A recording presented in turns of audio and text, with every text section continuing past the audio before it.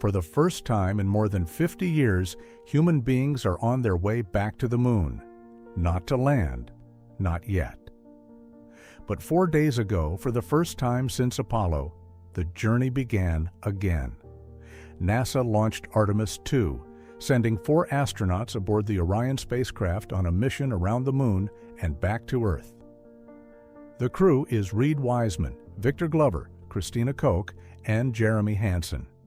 A roughly 10-day mission to test the spacecraft, the rocket, and the human systems needed for deep space travel. And for the first time in more than half a century, human beings have left low Earth orbit and pointed themselves outward. And that is why this moment matters so much. Because this is not just another launch. This is the reopening of a road that humanity has not walked in generations. For most people alive today, the moon landings belong to history. They belong to grainy footage, old photographs, and the strange feeling that the boldest chapter of space exploration somehow happened before we arrived. Apollo 17 left the moon in 1972.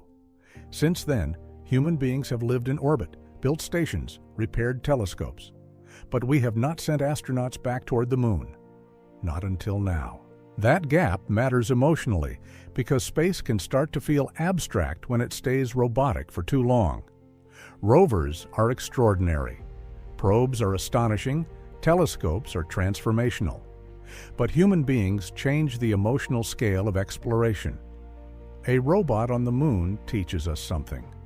A human being on the way to the moon reminds us of what we are.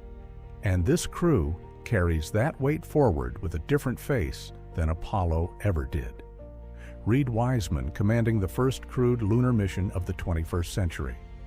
Christina Koch, the first woman on a lunar mission. Victor Glover, the first black astronaut on one. Jeremy Hansen, the first Canadian and the first non-American on this kind of voyage. The road to the moon is being walked again, but it looks different now, and that matters.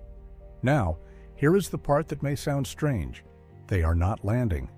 And I know how that sounds. We landed people on the moon more than 50 years ago, so why return all this way, just to fly around it? Because this is not a publicity stunt. This is a systems test with human lives aboard. Artemis II is the first crewed flight of Orion, the first crewed flight of the Space Launch System. NASA is using this mission to prove that the spacecraft, the life support systems, the operations, all of it, works with astronauts actually inside. Artemis I tested the hardware without a crew in 2022. Artemis II is where that same architecture has to prove itself in the real human world of fatigue, confinement, risk, and deep space exposure. And this is where the story becomes more interesting, because the moon is close enough to feel familiar, but far enough to change everything. Low Earth orbit is still, in a sense, our neighborhood. It is where the International Space Station lives, where rescue scenarios and return times are measured in hours. A lunar mission is different. Artemis II will travel out to the moon, loop around it, and return on a free return trajectory that takes the crew far beyond the comfort of near-Earth space. Orion will travel more than 250,000 miles from Earth, farther than the Apollo 13 record, and roughly 4,000 miles beyond the moon at its farthest point. Now put that into perspective. Every human civilization in history was built under one sky, on one world, with one bright moon hanging overhead. And this week, 4 people began leaving that familiar human boundary again. And today, as this video goes out, Orion has crossed a threshold that has no marker and no ceremony, the point in space where the moon's gravity becomes stronger than Earth's. The crew is no longer falling toward home. They are falling toward the moon. Not forever and not even for long, but long enough to remind us that deep space is not a mythic place from old documentaries. It is still reachable, barely, carefully, at enormous cost and risk, but reachable. That may be the deepest power of Artemis II. It does not make the moon feel conquered. It makes the moon feel possible again. Because the goal here is not to repeat Apollo. NASA's Artemis program is meant to lead toward a sustained lunar return and eventually support deeper missions beyond the moon. Apollo was a sprint. Artemis is trying to become infrastructure. Apollo proved we could go. Artemis is trying to prove we can return, test, adapt, and stay engaged long enough to build something that lasts. The roadmap is already written. Artemis III in 2027 will test the lunar landers in Earth orbit. Artemis IV in 2028 is the first mission with boots back on the surface. And the Lunar Gateway, the proposed space station around the moon, was quietly canceled just weeks ago. A reminder that this program is still being shaped in real time, still imperfect, still unfinished. Which is exactly what makes it real. And that is harder than a single heroic moment. It is easier in some ways to launch a legend than to build a future. That is why this flight matters even without a landing. A landing is dramatic. A test mission is humbler. But in real exploration, humble steps are often the ones everything else depends on. If Artemis II fails, the road slows down. If it succeeds, the lunar return becomes less like nostalgia and more like a living program. This crew is not traveling in comfort. They are living inside a spacecraft often described as about the size of a camper van. And that matters because spaceflight is never just epic. It is also cramped, technical, fragile, and full of ordinary systems that suddenly become life-critical when you are leaving Earth behind. We know this already because it has already happened. Just hours after launch, the spacecraft's toilet malfunctioned. Then came a burning smell from the hygiene bay, somewhere in the walls. Origin unknown. Mission Control stayed calm. The crew stayed calm, and they fixed it, 200,000 miles from home, the way astronauts always do, methodically, carefully, and without drama. That is not a footnote to this mission. That is the mission. That contrast is part of what makes space exploration feel real. From Earth, the launch looks mythic. From inside the capsule, it is also checklists, airflow, waste systems, procedures, alarms, sleep, discomfort, and trust. Space travel is never only about grandness, it is also about vulnerability, and that is exactly why it matters when humans go. Because when a machine goes to the moon, we measure performance.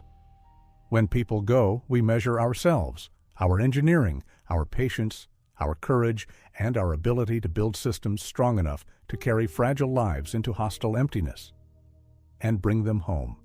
And that is where Artemis II becomes more than a NASA story. It becomes a civilizational mirror. It asks a simple question. After half a century of waiting, are we still the kind of species willing to leave the safety of Earth and begin again? Yesterday's answer was yes, carefully, imperfectly, and without the spectacle of a landing. But yes.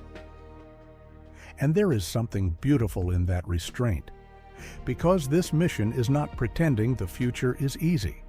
It is admitting that the path back begins with testing, with caution, with respect for distance, and with the understanding that before humanity can build farther out, it has to relearn how to cross the dark.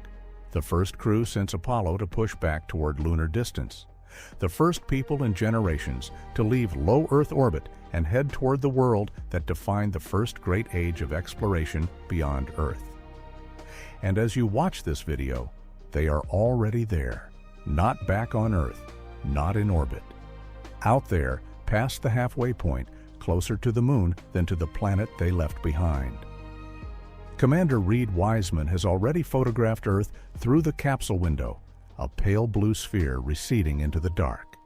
The crew has already photographed the moon close enough to see the Orion Basin, a vast ancient impact scar on the lunar far side that no human eye has ever seen in full until now. Tomorrow, April 6th, the flyby begins. For 6 hours, the crew will have the moon filling their windows, photographing its surface, observing its craters, studying a world no human has stood on since 1972. And at some point during that flyby, the sun will slide behind the moon, a total solar eclipse, visible only to 4 people in the history of the universe, alone in deep space, 250,000 miles from home. Then Orion will pass behind the moon entirely. For 40 minutes, there will be silence, no signal, no contact, just 4 human beings on the far side of the moon, unreachable. And then they will come back around, and the world will hear their voices again. Splashdown in the Pacific is expected on April 10th. For a long time, the future of human spaceflight has felt like something we talk about more than something we do. Mars, moon bases, deep space habitats, a permanent human presence beyond Earth. These ideas have lived in concept art, announcements, politics, delays, and promises. But there are moments when the future stops sounding theoretical. A rocket rises, a crew reaches orbit, a spacecraft turns outward, and suddenly, history moves. That is what happened this week. For the first time in more than 50 years, human beings are on their way back to the moon. Not to land, not yet. But to prove that the distance between here and there is still a road human beings can choose to cross. The most important thing about Artemis II is not that we reached the moon again. It is that after 50 years, humanity chose to point itself back toward it. If you want more stories like this one about the future of humanity, deep space, and the moments that change how we see our place in the universe, subscribe. Because this journey is only beginning.